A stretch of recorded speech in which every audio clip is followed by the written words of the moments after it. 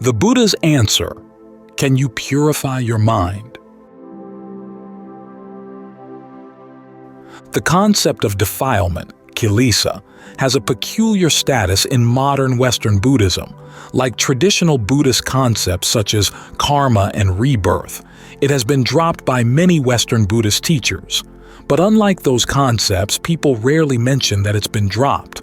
Either it's not mentioned, or, if it is, it's dismissed as always having been dismissed in the Buddhist teachings. Few Western Buddhists realize that the concept ever played much of a role in traditional Buddhism at all. The denial of defilement is especially striking when you realize how central it has been to the history of Buddhist practice. One of the Pali Canon's primary images for the path of practice is that of cleansing and purifying the mind of defilements, which Majjhima Nikāya 14 lists as greed, aversion, and delusion.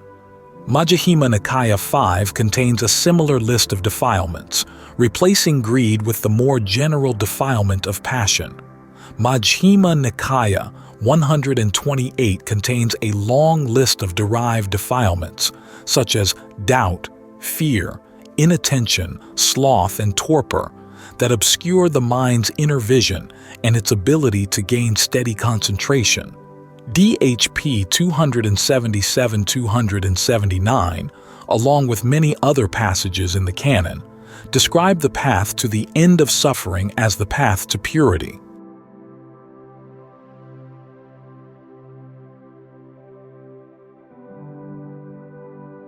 On denying defilement.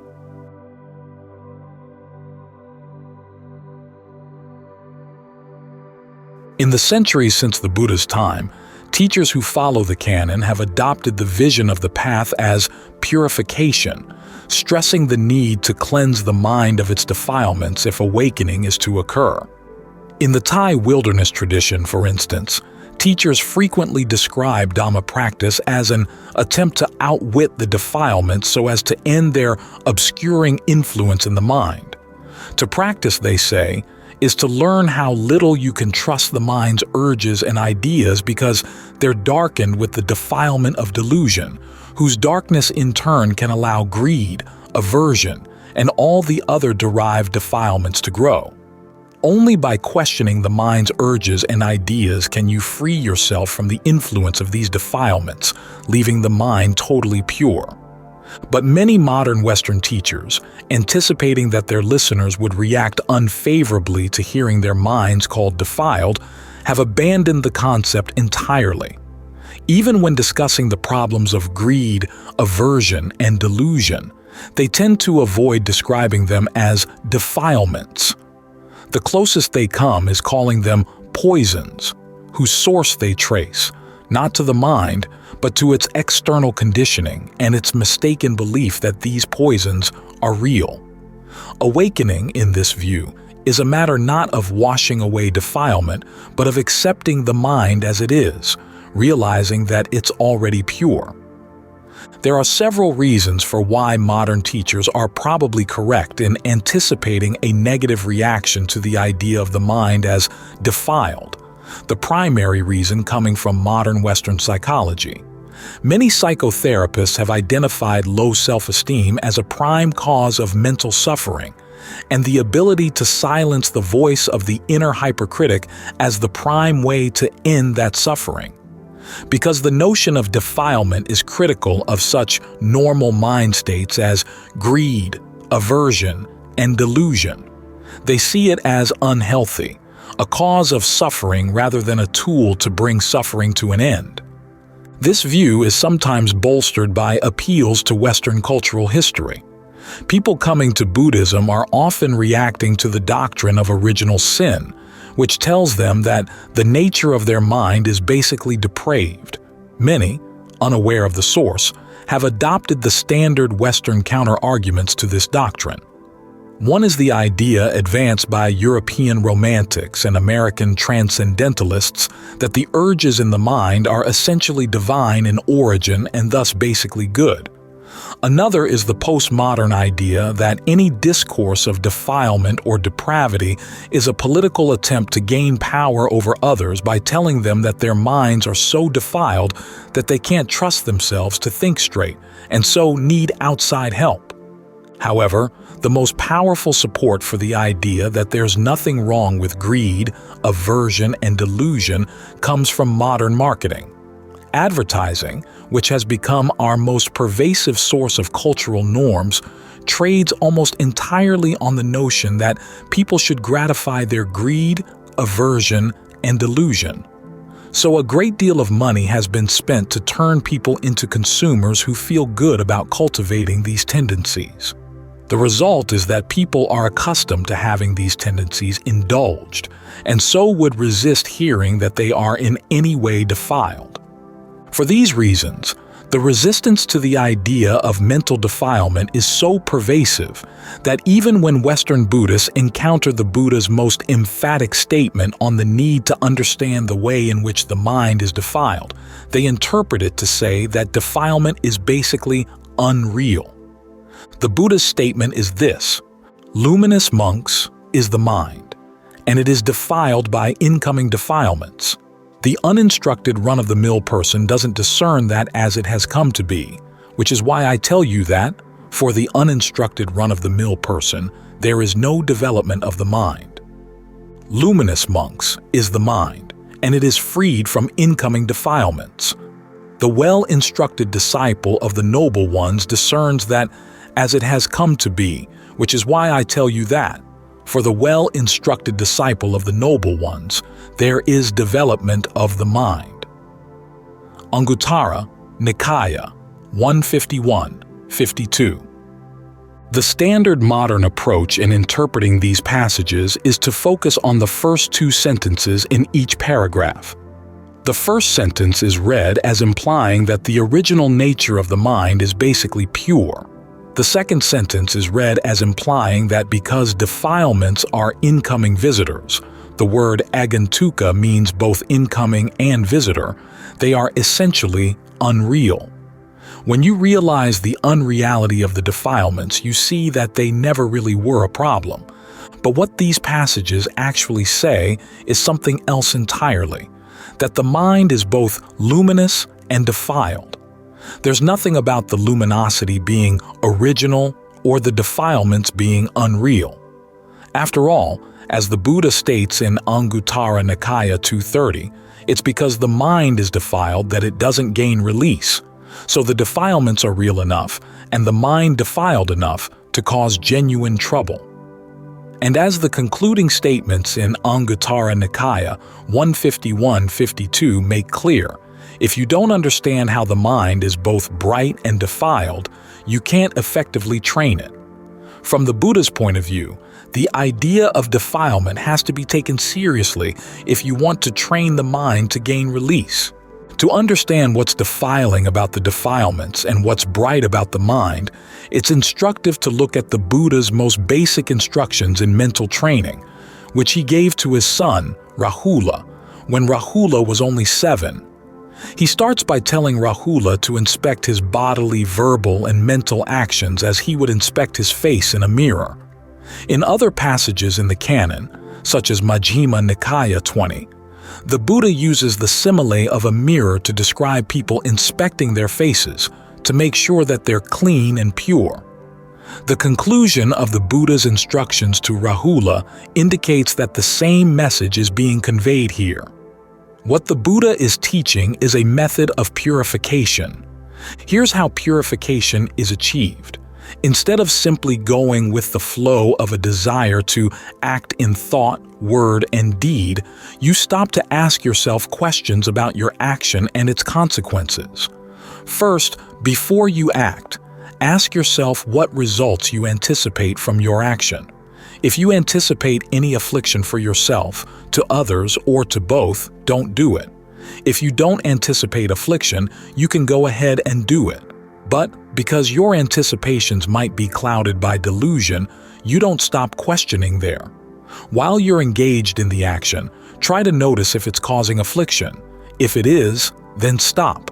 If it isn't, you can continue with it. Finally, after the action is done, question it again.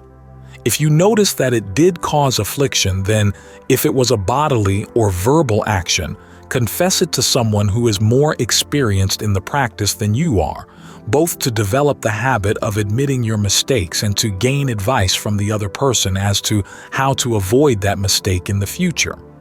If the action was mental, there's no need to confess it, but you should develop a healthy sense of shame around mental actions of that sort. In every case, though, you should resolve not to make that mistake again. If the action didn't cause any immediate or long-term affliction, then you should take joy in that fact and continue your training. As the Buddha states at the end of these instructions, this is how all people in the past, present, and future have purified, are purifying, and will purify their actions in thought, word, and deed. These instructions teach 3 important lessons about the nature of mental defilement. The first is that defilement is a quality, not of the innate nature of the mind, but of its intentions and actions. The Buddha is not addressing the question of whether the mind has an innate nature, or, if it does, whether that nature is basically bright or defiled. He's simply pointing that the actions coming from the mind can be defiled, but they can be cleansed of that defilement. The second lesson is that actions are defiled to the extent that they cause affliction. The training recommended by the Buddha deals with the 2 basic ways in which this affliction can happen: out of outright ignorance, when you don't even know that your actions are afflictive, and out of willed ignorance, when you know but don't care. You simply decide to turn a blind eye to the affliction you cause. In both cases, the ignorance is what darkens and defiles the mind.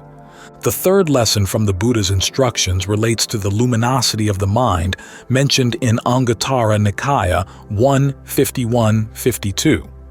In the context of the training the Buddha recommends to Rahula, this luminosity refers to the mind's ability to see when its actions are defiled, and to train itself to act in ways that are undefiled and pure. In other words, the image of luminosity is not a statement of the innate goodness or purity of the mind. After all, as the Buddha states in Anguttara Nikāya 4:199, the idea that I am good expresses as much craving for identity as the idea that I am bad. Instead, the luminosity of the mind is simply its ability to perceive affliction, to see how that affliction is related to its actions, and, when it's willing, to stop engaging in actions that cause affliction. If the mind were dark, it wouldn't be able to do any of these things. These 3 lessons, taken together, show how central the concept of defilement is to the Buddha's teachings, for they relate directly to his most fundamental teaching, the 4 Noble Truths. Because defilement is a matter of affliction, and because affliction is a type of suffering and stress, the fact of defilement relates directly to the first Noble Truth, the fact of suffering. The fact that defilement is caused by actions relates to the second Noble Truth, that suffering is caused by actions in the mind. The mind's ability to see this happening is what allows for the 4th and the 3rd Noble Truths, that the mind is able to develop qualities that can abandon any actions that cause suffering, and so bring suffering to an end. These 3 facts in turn show why the general Western resistance to the concept of defilement is a serious obstacle to reaching the end of suffering and stress, and to reaping the benefits of the practice along the way.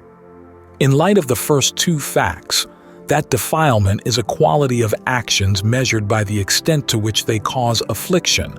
An unwillingness to accept the idea of defilement translates into an unwillingness to examine your own actions to see if they cause harm. This is a form of narcissism that makes it impossible to see the connection between the second and first Noble Truths. If you refuse to accept the idea that your thoughts, words, and deeds cause suffering, you won't be able to see the sources of suffering coming from within the mind. In light of the 3rd fact, that the brightness of the mind is its ability to recognize defilement and do something about it. An unwillingness to accept the idea of defilement translates into a willed ignorance around one's own actions and their effects. This is a form of repression that stands in the way of developing the fourth noble truth. In other words, resistance to the idea of defilement is itself a defilement, delusion, that compounds the darkness of other defilements and protects them so that they can continue to flourish and grow. The further fact that resistance to the idea of defilement is a form of narcissistic repression turns the tables on the argument drawn from modern Western psychology that the idea of mental defilement is unhealthy. For even in the vocabulary of modern psychology, narcissism and repression are recognized as unhealthy states. Any sense of self-esteem based on narcissism and repression is dangerous and deluded, whereas the Buddha's teaching on defilement offers a way to develop healthy self-esteem. This way is based both on healthy self-criticism, the inner critic isn't always bad, and a habit worthy of esteem, the willingness to learn from your mistakes. To follow the Buddha's way also develops the healthy confidence that comes from seeing your behavior improve as a result. This form of self-esteem and confidence is good not only for you, but also for all people affected by your actions. As for the Western cultural arguments against the teaching on defilement, the Buddha's instructions to Rahula show that those arguments are all beside the point, because his teaching on defilement doesn't deal with the innate nature of the mind. It's in no way related to the idea of original sin, because it points to the fact that greed, passion, aversion, and delusion cause affliction. It calls into question the romantic, transcendentalist notion that these natural and normal tendencies can be trusted as divinely inspired. And because it explains why the mind can train itself to end its self-induced afflictions by learning to question them, the teaching on defilement is not an attempt at gaining control over anyone. It's meant to empower you and give you control over yourself. In fact, the Buddha's teaching on defilement is one of the most effective strategies for freeing the mind from the influences of mass marketing and other modern methods of thought control. When you learn to recognize your greed, aversion, and delusion as defilements and are able to free yourself from their influence, no one can pander to them in an attempt to control your thoughts and actions. A mind without defilement is liberated not only from its own unskillful influences, but also from the unskillful agendas and defilements of anyone else. So even though the narcissistic repression of the idea of defilement is a pervasive darkness in modern Western society, it's not inescapable. Because it's a defilement, it's an incoming visitor. As a visitor, it's not unreal, but it is unnecessary. When you decide that it's outstayed its welcome, you can usher it to the door. You can then begin working on making the mind fully pure. This is because the mind's potential for brightness, its ability to recognize the harm caused by its actions and to stop causing harm, is always there. Simply apply that brightness to any mental action that attempts to deny the fact of defilement. When you see the harm caused by that action, along with the fact that it's optional, then you're that much closer to being rid of it and all the other defilements it's been protecting.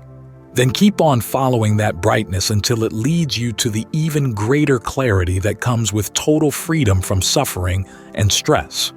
When you've reached the pure clarity of that freedom, you'll see that the greed, aversion, and delusion that obscured it really were defilements.